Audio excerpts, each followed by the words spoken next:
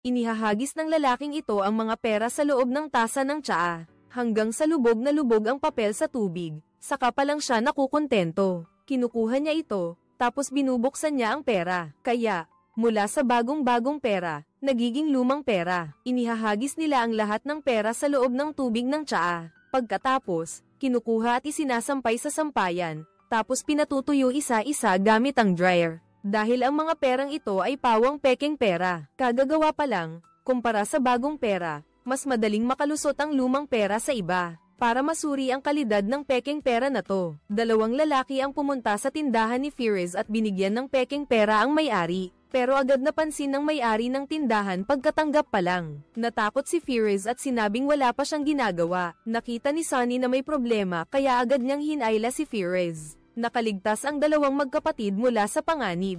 Sa gitna ng kaguluhan, akala nila madali lang gumawa ng pekeng pera. Pero agad namang nahuhuli ang mga pekeng perang ginagawa nila. Tinitigan ni Sunny ang pekeng pera sa kanyang kamay at nagsimulang mag-isip. Lumabas na mali pala sila simula pa lang. Ang perang papel ng India ay gawa sa espesyal na uri ng papel na cotton. At ang papel na ito ay may ibang pakiramdam kumpara sa papel na gawa sa ordinaryong wood pulp. Ang papel na ito ay may kakaibang tunog kapag pinunit. Dagdag pa, ang tinta na nagbabago ang kulay sa pera ay napaka-espesyal din. Nagbabago ang kulay depende sa anggulo ng pagtingin, at sa huli, ang security thread na nakalakip sa pera. Para makagawa ng dekalidad na pekeng pera, kailangang malutas ang mga problemang ito. Para makagawa ng dekalidad na pekeng pera, ang mga guhit sa pera ay dapat iguhit ng buong buo gamit ang kamay. Dahil ang maliliit na linya sa pera, kahit ang pinakamagaling na scanner sa mundo, ay magpapakita ng mga bulaklak, kaya kailangang gumamit ng kamay para gumawa ng sketch. Pagkatapos, paliitin ayon sa proporsyon para ukitin. Sa huli,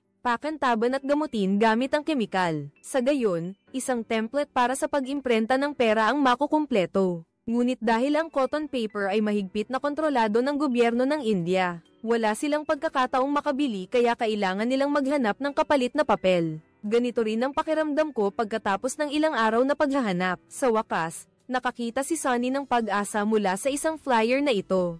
Firis, tignan mo to, masyadong manipis, paano to? Natuklasan nila na kung pagsasamahin ang dalawang papel, hindi lang halos pareho ang pakiramdam, kundi tama rin ang kapal. Kailangan lang paputiin ang papel, ay print ng magkahiwalay ang bawat gilid, batasan para sa anti-counterfeit feature. Sa huli, idikit gamit ang pandikit, at voila, nakagawa na ng pera na parang perpektong sandwich. Matapos malutas ang problema sa papel, kailangan nilang lutasin ang pangalawang problema. Iyon ang tinta sa pera na nagbabago ang kulay. Sa pagkakataong ito, nakaisip si Firis ng paraan. Gumamit siya ng pinturang metal at tinta na nabibili sa palengke. Pinaghalo niya ang mga ito para makalikha ng epekto ng pagbabago ng kulay na sapat para makapanloko. Pagkatapos, pinahiran niya ng varnish ang pera para maging mas malutong ito. Sa huli, hindi maaaring mawala ang hakbang na ito. Para masuri ang kalidad ng mga pekeng pera, nagpunta ulit sila sa tindahan sa kalsada. Sa pagkakataong ito, mas naging matalino sila para maiwasang mahuli ulit. Magkahawak kamay silang dalawa para madaling makatakas. Matapos niyang ibigay ang isang bote ng Sunny at ang pera, kinabahan siya na baka mabaygo na naman siya. Hindi niya akalain na may bote siya ng soft drink. Tinitingnan niya ang bote at ang pera sa kanyang kamay. Pareho silang nagulat. Humiram ang lalaki sa pinuno ng gang ng 2,500 rupee. Inilagay niya ang 3 pera sa mesa, pagkatapos ay binago ang pagkakasunod-sunod. Sa huli, hinayaan niyang hanapin ng pinuno ng gang ang pekeng pera. Pero kahit anong hanap niya, hindi mahanap ng pinuno ang pekeng pera. Kahit si Sunny ay hindi mahanap ang pekeng pera na ginawa niya. Dahil napaka-perpekto ng mga pekeng pera na ginagawa nila, ipinahayag ni Firis na sino mang gustong bumili ng kanilang pekeng pera. Ang pinakamababang presyo ay dapat na 100,000 rupees, na lubos na ikinagulat nila sa sinabi ng pinuno ng gang. Gusto ko ng 2 milyon, 2 milyon.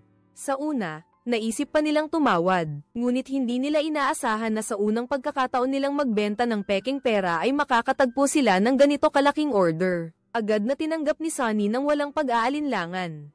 Baliw ka na ba? 2 milyon, dati 100,000 lang. Halos ikamatay na natin. Paano tayo makakapag-imprenta ng ganito karaming pera? Habang naguguluhan pa ang dalawa, natuklasan ng sikreto tungkol sa paggawa nila ng pekeng pera. Ginawa ko to dahil pinag-isipan ko ng mabuti. Tito, wala na akong ibang paraan para iligtas ang pahayagan ni Lolo. Kaya pala hindi lang pera ang habol ni Sonny. Gusto rin niyang iligtas ang pahayagan ng lolo niya na malapit nang bumagsak. Kaya niya nagawa to. Pero kahit anong paliwanag ni Sonny, hindi pa rin may tatago na nagkasala sila. Pinipilit ng tito ni Sonny na kumbinsihin siya na tumigil bago pa mahuli ang lahat. Dahil hindi niya makumbinsi ang tito niya, napilitan si Sonny na kumuha ng pera sa bulsa niya. Kinuha ni Chu ang pera sa mesa at maingat na sinuri. Hindi siya makapaniwalang peke ang pera sa kamay niya. Peke raw ito. Ito ang sining para alisin ang pagdududa ni Chu. Dinala ni Sonny si Chu sa isang restaurant at ginamit ang pekeng pera para magbayad. Dahil dito, pinagpawisan si Chu sa takot na mahuli agad. Nakahinga lang siya ng maluwag nang ibalik ng waiter ang sukli. Para makapag-imprenta ng maraming pera, kailangan ng mabilis na printer at para makapag-imprenta ng 6 na piraso ng sabay-sabay. Kailangan ng mas malaking print, kailangan nating lagyan ng varnish, malaking rolyo ng papel, at least 50 kilong tinta, makina ng panggupit ng papel, at kailangan ng bagong motor para sa dryer ng pera. Sa tulong ng propesyonal na payo ng kanyang tiyo, mabilis nilang naihanda ang lahat ng kailangan. Pero kulang pa ang pinakamahalagang materyales, ang papel para sa pag-imprenta ng pekeng pera. Ang ganitong uri ng papel ay mahigpit na kontrolado ng gobyerno ng India. Hindi ito mabibili. Pwede ba tayong magkaroon ng palihim na transaksyon? Ano ang pangalan mo? Bakit mo kailangan ng ganitong uri ng papel? Sino ka ba? Put asterisk ng ina, mas madaling bumili ng eroplano kaysa bumili nito. Dahil hindi nila mabili ang papel na ito sa legal na paraan. Nagdesisyon silang dumiretso at looban ang pagawaan ng papel. Kung isang uri lang ang nakawin, maghay-hinala sila at malalaman ang motibo natin. Kailangan magmukha itong ordinaryong pagnanakaw,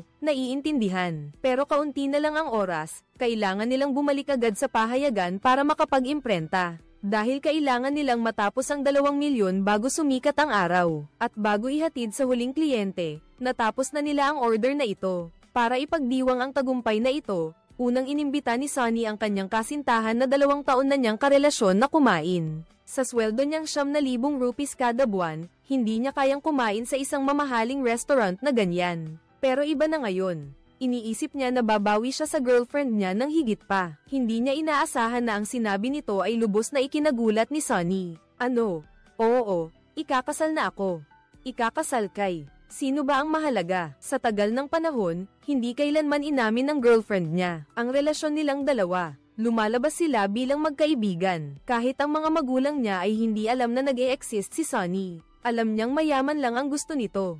Ayaw lang tanggapin ni Sonny. Pero ngayon, ang mga salita niya ay parang mga piraso ng yelo na tumutusok sa pusong puno ng insecurities ni Sonny. Pero iniisip pa rin ni Sonny na malaki ang utang na loob niya sa kanya. Kung ito ang desisyon niya, kahit anong pagpigil ay walang saysay. Mas mabuting maghiwalay ng mapayapa, at maging huling hapunan na lang ito nilang dalawa. Para mapanatili ang huling bahagi ng kanyang dignidad, iginiit ni Sonny na siya ang magbabayad. Pero kulang ang pera niya sa wallet para sa hapunan na ito. Kaya ibinalik ni Sonny ang wallet niya at kumuha sa ibang bulsa ng pekeng pera na gawa niya. Pero hindi niya akalain na ang aksyon na ito ang magtutulak sa kanila sa kumunoy ng kapangyarihan at pera. Nakakuha ng pekeng pera ang babae sa isang kainan. Pero imbes na ipaalam sa mga empleyado para palitan, pumunta siya sa counter at binili ang lahat ng pekeng pera. Pagkatapos, tumakbo siya pabalik sa opisina at ipinasok ang pera sa makina. Pero walang nakitang kakaiba ang makina. Sinubukan ulit, pero wala pa ring resulta. Naguluhan na silang dalawa, dahil talagang kamukha ng tunay ang pekeng pera. Paano nangyari yun kung sigurado silang peke ito? Ibig sabihin, malulusutan nito ang lahat ng makina na sumusuri ng pera sa India. Ang sistema ng pagsusuri ng pera sa buong India ay mawawalan ng saysay. Para malaman ang depekto ng pekeng pera na ito, isinailalim nila ito sa mikroskopyo para suriin. Pero wala pa rin silang makitang anumang bakas. Nagduda pa nga sila kung tunay ba ito. Hanggang sa ibinabad nila ang pera sa alkohol, saka lang nila nabunyag ang sikreto ng pekeng pera. Hindi nakapagtataka, alam ko agad na peke tong pera na parang sandwich. Alam mo ba kung anong ibig sabihin nito? Hindi sila isang malaking organisasyon. Wala silang yaman o infrastruktura, isang flatbed printer lang at napakahusay na kasanayan. Sa 3 tao lang, nalusutan nila ang sistema ng inspection. Ang pera ng India dahil sa sobrang ganda ng kalidad ng kanilang pekeng pera. Gustong-gusto ng mga sindikato, pati mga kongresista ng gobyerno ng India. Bumibili rin ng pekeng pera mula sa kanila. Gusto ko ng 200 milyon. Walang problema. Sa kalagitnaan ng buwan pagkatapos ng eleksyon ng konsehal, kailangan niya ng malaking halaga para suportahan. Hindi nag-atubili si Sunny na tanggapin ang order na ito, pero habang nagpiprint sila ng pekeng pera buong gabi, isang sasakyan ng pulis ang huminto sa harap ng gate ng kanilang pagawaan. Lumabas na si Mega ay nag-iimbestiga pa rin tungkol sa nakaraang pekeng pera. Nakipag-ugnayan siya sa lokal na pulisya at humiling na inspeksyonin ang lahat ng pagawaan. Malapit sa restaurant, at ngayon itong pagawaan na lang ang natitira. Nang makita ng tatlo ang pulis, nataranta sila at agad pinatay ang makina. Teka, Tito, kung papatayin natin ngayon, matatagalan bago humandar ulit. Kailangan nating ihatid bukas, anak nang. Pakinggan mo ko, hinaan mo ang boses mo. Gaano katagal bago matapos ay print tong batch na to? 15 minuto tapos na to. Patayin nyo na lahat ng ilaw para isipin nilang sarado na tayo. Pero sa mismong sandaling yun, tumawag ang pulis sa telepono mo. Pero hindi mo inaasahang sasagutin mo nang hindi mo namamalayan. Maririnig nila ang ingay ng makina.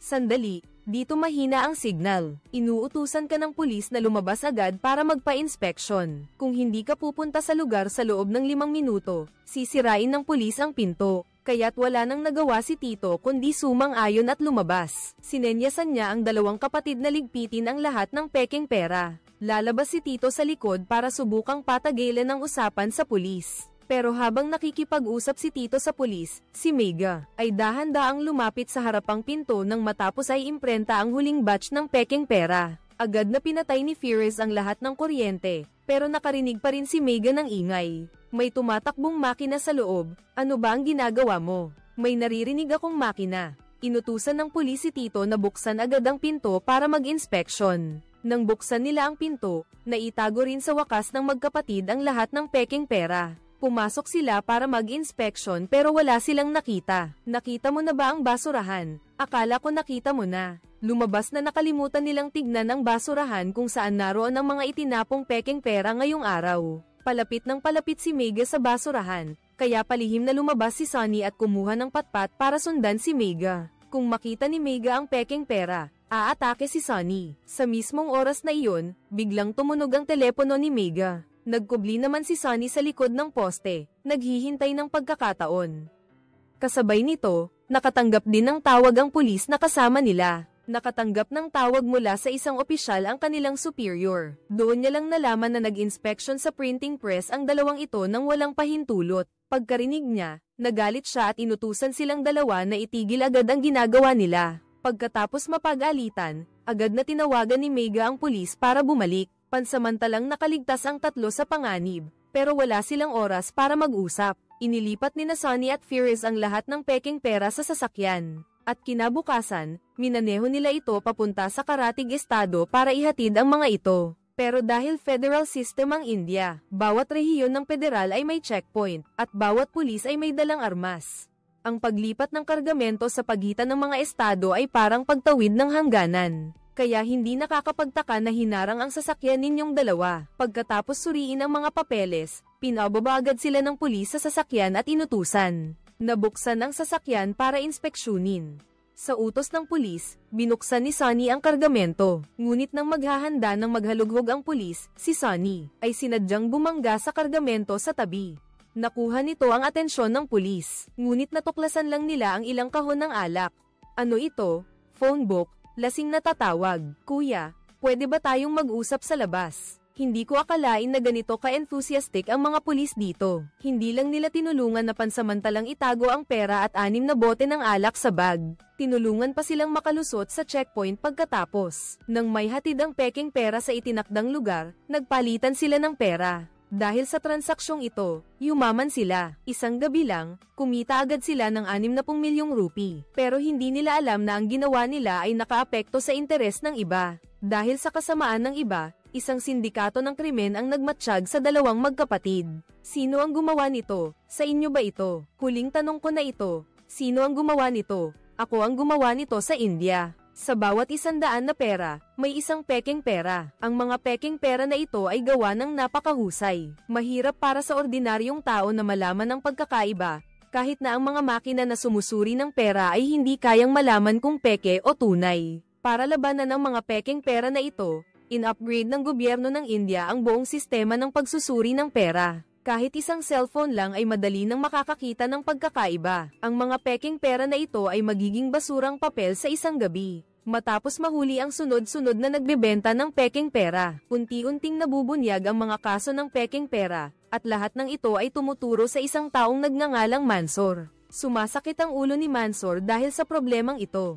Kung hindi niya ito malulutas ng maayos, malapit nang mabulok sa bodega ang kanilang mga pekeng pera. Sa pagkakataong ito, may inabot na 500 rupi na papel na pera ang kanyang tauhan. Galing ito sa mga tauhan natin sa India. Bakit? Peke ba ito? Subukan ninyo sa machine. Nang ilagay ni Mansor ang pera sa money detector, hindi siya makapaniwala sa nakita niya. Ang pekeng perang ito, madaling makakalusot. Nag-upgrade na pala ang money detector. Nang tanungin niya ang tauhan niya kung sino ang gumawa ng pera, hindi raw alam ng tauhan niya ang tunay na pangalan ng gumawa. Ang alam lang nila, nagpakilala raw itong artist. Hindi nagtagal, natunton nila si Sunny, at syempre, si Firez. Nasangkot din. Inilabas ni Mansor ang pekeng perang gawa niya at itinuro ni Sunny ang mga mali sa pera. Pero prangkang sinabi ni Sunny na hindi tama ang tinta. Hindi rin tama ang mga linya laban sa pamemeke. Nagpapatong-patong ang mga ito, at mababa ang kalidad ng imahe. Hindi kailangan ng computer dito, kaunting sining lang. Akala ko magagalit si Mansor, pero nagustuhan pala niya si Sunny. At diretsahan niyang inalok si Sunny na sumali sa grupo.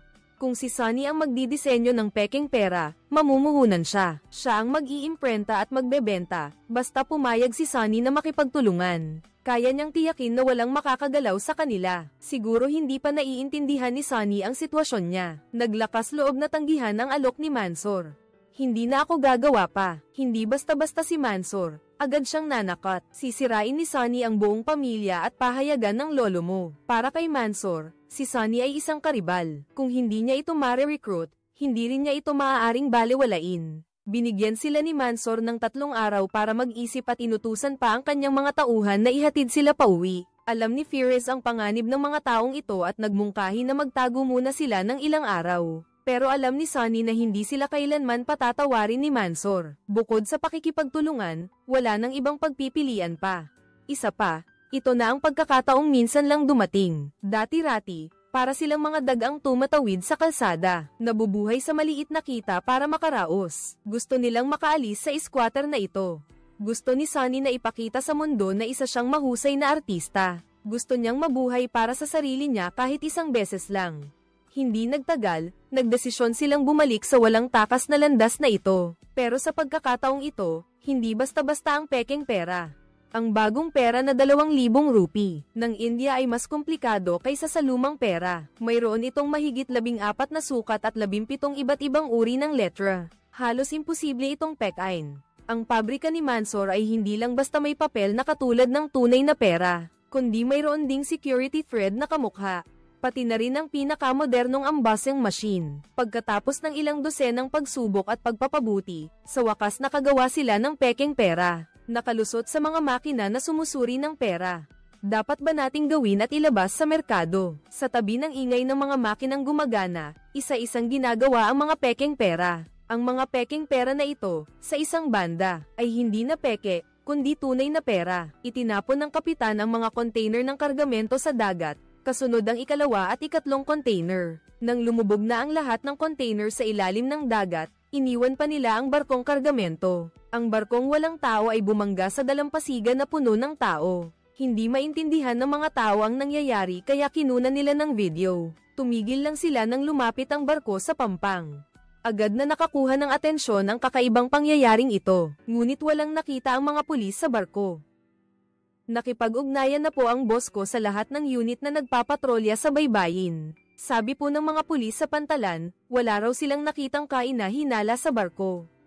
Puro kalakal lang daw po, boss. Habang naguguluhan ang mga pulis, bumalik naman si Sunny at ang kanyang mga kasama sa ilalim ng dilim. Lumabas na naglagay pala sila ng tracking device sa container, bago pa man makuha ng barkong kargado ang atensyon ng mga pulis. Kaya kinukuha nila ang buong container papunta sa pantalan, tapos ikinakarga sa truck papunta sa bodega. Ang mga container na ito ay naglalaman ng mga peking pera na nagkakahalaga ng 120 bilyong rupee. Ang mga peking perang ito ay madaling makakalusot sa lahat, mga makina sa India na sumusuri ng pera. Ang tanging paraan para malaman kung peke ay kapag nag-apoy ang pula. Tinatawag iyon ng pulisya na super peking pera. Bago pa iyon, nakatanggap na ang pulisya ng maasahang impormasyon na isang kargamento ng peking pera na nagkakahalaga ng 120 bilyong rupee ang ipapasok sa India mula sa ibang bansa. Kung makapasok ang mga peking perang ito sa merkado, magdudulot ito ng pagkalito sa mga mamamayan. Kaya pa nitong magpabagsak ng ekonomiya ng buong bansa, pero hindi alam ng pulis kung kailan ipapasok ang peking pera, kung saan galing at paano, kaya kailangan nilang maghigpit sa lahat ng posibleng lugar. Epektibo naman ito sa mga biglaang inspeksyon. Nakakumpiska ang pulis ng malaking halaga ng peking pera. Umabot na sa 60 milyon ang napigilan nila. Sa airport, 2,400,000 ang naharang sa nakalipas na 48 oras. Malaking halaga ng peking pera ang nakumpiska. Pero kumpara sa 120 bilyon, maliit na bahagi pa lang yan. Parang may nakaligtaan ang hepe. Ano kaya ang nakaligtaan niya? Parang may natuklasan si Mega. Seth, sa tingin ko alam ko na. Nagdala ka ng money detector at naglagay ng peking pera. Tumunog ang makina. Ibig sabihin, sa mga nakumpiskang peking pera, walang super fake na pera. Puro ordinaryong peking pera lang nagawa ni Mansor noon. Gusto lang tayong iligan ni Mansor. Naghahabol tayo sa walang kwenta, at nagpaplano siya ng mas malaking shipment. Shit, pain lang pala to. Usok at salamin lang pala ang lahat ng to ni Mansor. Matagal nang nagtanim si Mansor ng mga tao sa pulisya. Ipinupuslit niya ang mga lumang inventaryo sa iba't ibang ruta papuntang India. Ang layunin ay para sadyang matuklasan ito ng pulisya. Para malito sila dahil binabantayan ng pulis ang lahat ng ruta ng pagpuslit. Para matagumpay na may pasok ang peking pera sa India, kailangan nilang magbukas ng bagong ruta, o may isa pang paraan. Ang Trojan Horse, umupa si Sonny ng isang cargo ship na patungong India. Gagamitin nila ang 3 container para ilagay ang lahat ng peking pera. Pero nang malapit na ang barko sa India, may tumawag kay Sonny at sinabi sa kanya na kailangan niyang bumalik agad, kahit saan, basta huwag lang sa alang. Lumabas na nagsasagawa pala ng inspeksyon ang pulisya ng India. Kung pupunta sila doon ngayon, para na rin nilang isinuko ang sarili nila. Kaya kinailangan nilang kanselahin ang biyahe at maghandang bumalik. Pero noong mga oras na iyon, hindi pumayag ang kapitan dahil hindi sapat ang gasolina para makabalik sila. At nasa malalim na tubig sila, hindi sila pwedeng magbaba ng angkla para huminto. Kaya, kailangan nilang magpatuloy. Habang naguguluhan ang lahat kung ano ang gagawin, ang kapitan na to ay gumawa ng isang nakakabaliw na plano.